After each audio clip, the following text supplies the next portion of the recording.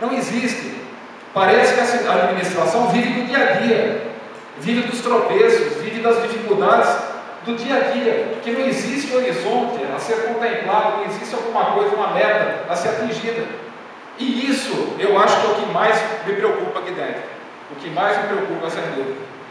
Como disse os vereadores que me antecederam, depois de tanta discussão, depois de tanta pressão, infelizmente nós vamos aprovar esses 7,5%. Porque para quem ganha pouco, sem esses 7,5%, vai ser pior ainda.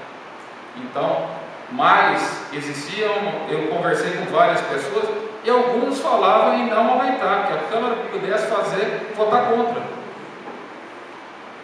Porque não concordavam com essa situação e acreditavam que poderia ser feita uma pressão maior. Eu acho difícil. Então, em virtude disso, desgostoso, descontente, porque aquilo que está escrito aí, algumas das coisas que estavam escritas aí, eu comunguei com elas. Algumas das coisas que estavam escritas aí, eu apoiava, o apoio. Só que, infelizmente, não estão sendo cumpridas.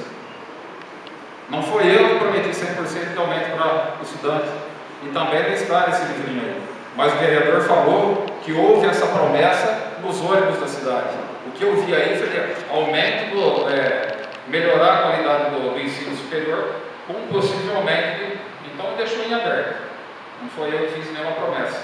Mas eu concordo que, havendo possibilidade, deveria aumentar. Assim como deveria aumentar o salário dos funcionários. E a gente imagina que isso só não poderia ser feito se tivesse um outro projeto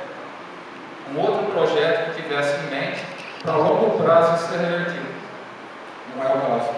Não existe balacões sendo construídos para inclusos, não existe algum projeto mais ousado na área da educação, não existe um projeto mais ousado na área de saúde, nem na área de construção. Então, por que não está tendo? Para onde vai esse aumento de arrecadação?